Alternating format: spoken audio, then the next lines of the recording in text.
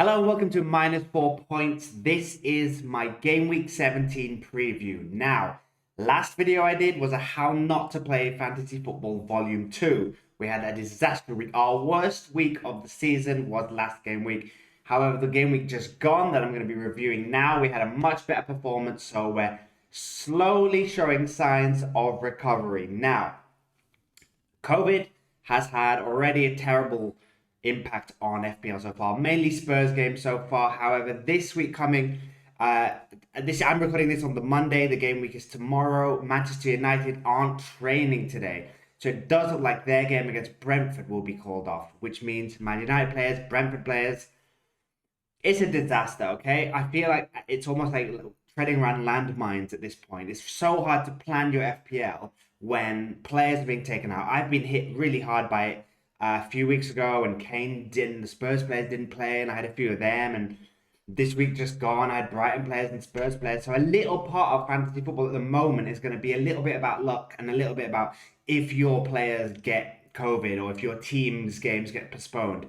There's not much we can do about it. We have to plan our teams as if we were just everyone was available. At the moment, everyone's available. At the moment I just have to take it game by game.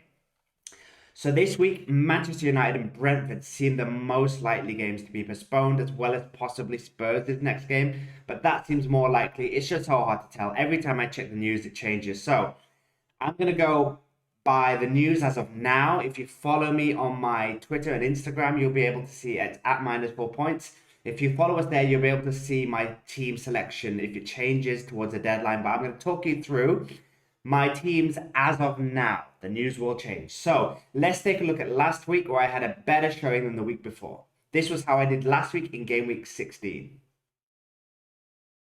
So after a disastrous game week 15 that I showed on my last video, this week we had a much better week. 74 points, much better return. I did 2 transfers in the end. I was debating whether I was going to do 1 transfer or 2 on the last stream. Once the Brighton and Spurs game was officially cancelled, I took out Steele, which was my backup Brighton goalkeeper, brought in De Gea for a minus 4 points. As you can see from De Gea's performance, it was definitely worth it. De Gea came in with 10 points. He does look like a good defender. It does look like Man United are a little bit more solid now. So I'm hoping Man United can keep some more clean sheets. In defence, Trent delivered again. As always, he outscored Salah yet again. I still had Salah as captain. However, Trent is just smashing it at the moment. Trent with 9. The rest of the defence didn't really do much. Livramento 1. James 0. Another 0 for James. Since I brought James in, I feel like it's been 1-0-0. It's terrible. And Alonso with 4. Salah with 16 because he was captain. Jota with just 1. Not happy with Jota. Could have had Bernardo Silva instead. Could have had many other midfielders. But I've gone for Jota in the long term. It's important. I have seen people selling Jota now. His numbers are going down right now. It's important to remember why I brought Jota in. It's for the long term. It's to cover AFCON. And I only really want to probably think about selling him after AFCON. However, Firmino is back. And there is a part of me thinking if I can sell Jota and plan for my bench and just bench Salah and not have any Liverpool midfielders during AFCON, possibly that could, but I'm thinking way too far ahead. So for now, Liverpool have Newcastle next. That's a good game. Jota staying in the team. And Gallagher really turned up. So this was an average week for me. I was not going to have the best. I was going to have an average week. And then on the last game, Gallagher scores 2 goals and makes an average week a good week. So very happy with Gallagher. Ronaldo, also happy with Ronaldo, 9 points. Antonio was my other transfer. I took out Kane and brought in Antonio. Only 2 points. However, I'm going to stick with Antonio. I think going forward, it's really a case of if you believe in fixtures over form. And I believe in fixtures. I believe Antonio's fixtures are so good, he has to return at some point within this good run of fixtures. And then the other surprise was Gelhardt. So I had Smith Rowe in my starting lineup, and he didn't play in the end. He was on the bench, never played. Gelhardt was my first substitute. I had a feeling about Gelhardt just because Leeds had so many injuries. I thought he possibly might even start. He didn't start, however, he came off the bench, scored a goal, very happy with his 7 points. So, 74 points in total. It's a green arrow. It's not the biggest green arrow. My overall rank is still not great. However, I can't complain when I get a tiny, small green arrow. It's better than the millions, it feels like, red arrows I've had before this. So hopefully this is the sign of a recovery. Hopefully we're now going to slowly build our overall rank back up. There's still a lot of games to go. There's still a lot of game weeks. We're not yet at the halfway point. So I'm pleased with how game week 16 went. I hope this is the sign of things to turn. I did do a -4 points. I stayed on brand. And as I talked about last week, we might have to do a few more -4 points again, but we have to be really sure they're going to pay off. This was one of those weeks where I was really sure because my goalkeeper wasn't going to play. I had two Brighton goalkeepers, so it was really a -2 points effectively because De Gea, worst case scenario, was going to get 2 points. Then you look at the fact that Man United looked more solid and they were playing Norwich. So I took the gamble. It paid off. We go on. We're going to hopefully not do a -4 points this week. However, with all the COVID cancellations, if the Man United game gets called off and people can't have Man United players and Brentford players, you might need to do a -4. You might need to do a -8 just to get 11 players playing. So that's how I did in game week 16. Let's now take a look at my watch list. These are the players that I haven't yet brought in, but that I'm thinking about bringing in the near future. So this is my watch list for game week 17. So here's my watch list for game week 17. The first one is Maddison. Now, Maddison is really giving me a bit of a headache at the moment. 2 weeks ago, I wanted to get Maddison. And I said I didn't even put him on my watch list because I looked at Leicester's fixtures and I thought they get so tricky that I don't want to put Maddison on my watch list. Even if he does well in the easier games, his trickier games are going to put me off so much because I'm a guy who likes to go fixtures over form. So however, he's been so good in those easier games that now ahead of the harder games, he's on the watch list just because if he can sort of do well against one of the hard teams in his hard run of fixtures, if he does well at the beginning of those hard games, I might bring him in halfway through his hard fixtures for the end of his hard fixtures and then the rest of the easier fixtures that come up after that. So Maddison has been so good in his easier games that he's worked his way onto my watch list. And now I'm thinking it might even be worth putting him in against the trickier teams because he could score, he could assist, he could do something. And then you've got him and you don't have to worry about bringing him in once Leicester's fixtures get easier. So for now, he's on the watch list. I can't bring him in because I've done a transfer already and I've got other fires to put out. If Manchester United don't play tomorrow, then I'm going to need to possibly do that, work on those first. So Maddison is kind of a luxury at the moment. However, if you've got a transfer to spare, I'm very envious of you. And if you could bring in Maddison, I think that's an amazing move. The next one is Son. So I'm thinking about moving back to Spurs. So once Spurs resume games. So Son isn't a thought for me now, but Spurs are going to have double game weeks coming up. They already missed 2 fixtures. So there could be a triple game week for Spurs. There could be a double game week for Spurs. We've got to start planning our squads to kind of form. Now, Son and Kane and Reguilon are probably the 3 that you want to think about bringing in.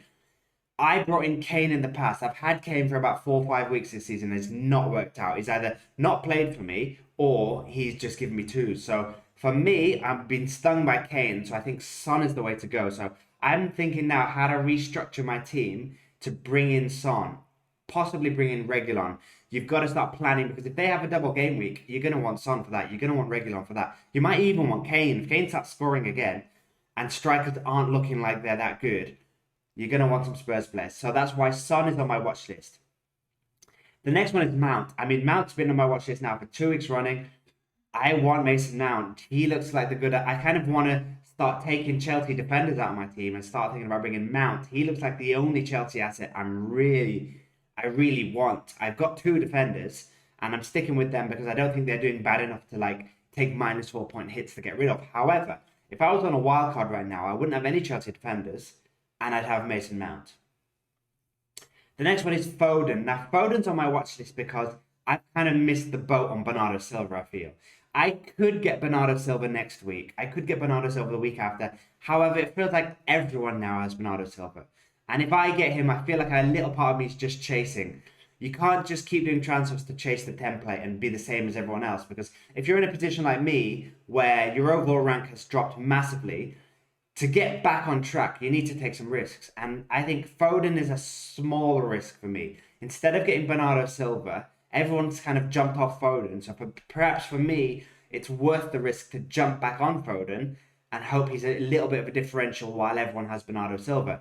Then I'm just hoping Bernardo Silva stops returning so much and Foden picks up from where he was before his injury, where he was doing really well, playing as the kind of number 9 figure and getting returns. So that's why Foden's on my watch list ahead of Bernardo Silva. If I want to play it more safe, I will go Bernardo Silva. However, where I stand right now, I'm thinking I want to take a bit more of a risk and go Foden.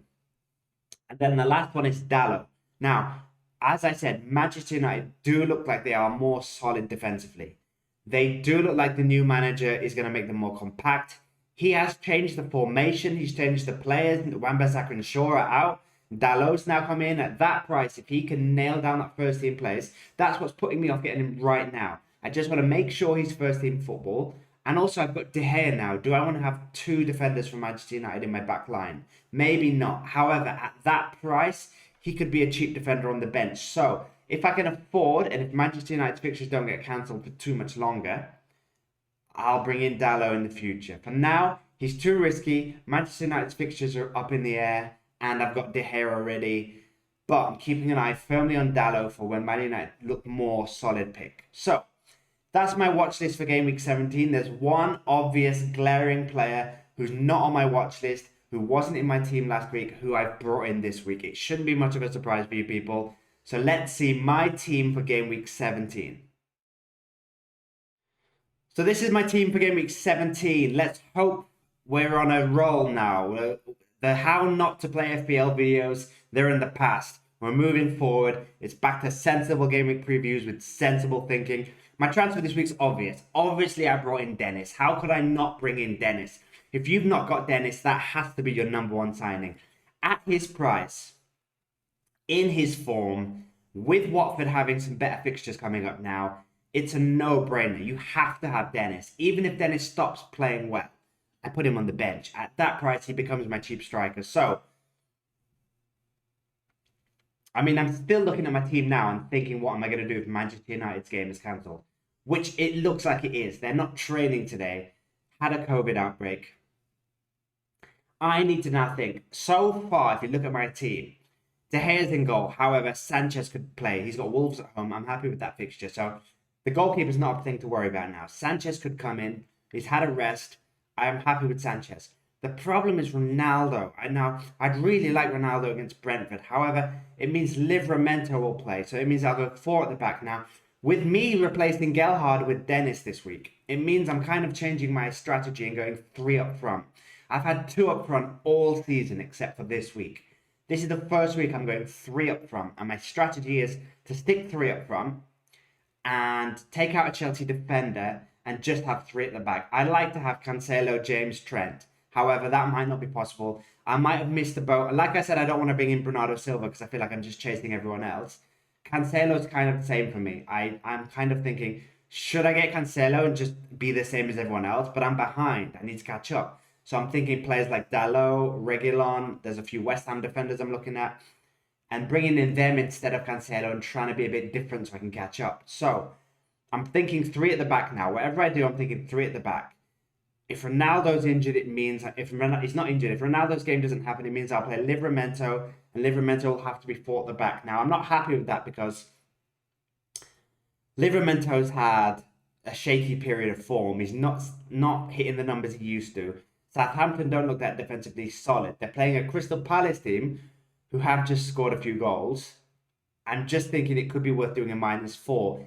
If the Manchester United game is cancelled, I'm going to have to play Livramento. Now, that's 2 points realistically. Could even be 1. If I take out Livramento for a defender who's more likely to get a clean sheet, it's a gamble, but it's something I'm thinking about. At the moment, I'm not going to do that. At the moment, I'm going to play Livramento. However, if the Spurs game is definitely on, there's a part of me that thinks Reguilon might be worth getting in. I'm going to see what I can do. I've got 2 million in the bank.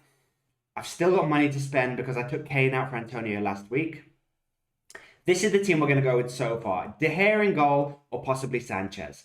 Trent, James and Alonso. Now, all of those have good fixtures. They're all at home. If Livramento is added to the defensive line, it's not the end of the world. At the moment, that's what I'm going to go with, not taking a -4 points. Salah, captain, Jota, Smith Rowe, and Gallagher. Now, I was thinking about getting rid of Gallagher last week. I was saying Gallagher's playing much deeper for Crystal Palace, but now you can't take Gallagher out. Now you've got to keep Gallagher in. The form he's in now, you've kind of got to accept if he plays deeper, he's at least a cheap deep player. And if he gets goals like he did now and again, he's worth the price. And Smith Rowe's another one. I'm going to wait and see about Smith Rowe. He didn't play last game. I'm hoping Smith Rowe plays this game. Again, I don't want to take the -4 point hit because with Smith Rowe, it's not a certainty that it's going to pay off because he could play. He could very likely play. He could have just been being rested last game. So far, we're not doing a -4 point hit on Smith Rowe as well. And up front, Ronaldo, Antonio, Dennis. It could be a case that I just have Antonio and Dennis up front. Not the end of the world. Dennis has Burnley and he's in great form. He could easily score. And Antonio, I don't know what to expect from Antonio.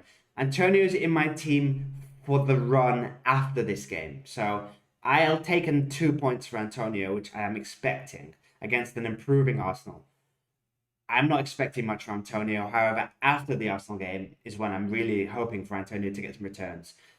So that's my team for game week 17. Allen and Johnson are on the bench, but are both injured at the moment. So realistically, I've only got Livramento to come off the bench.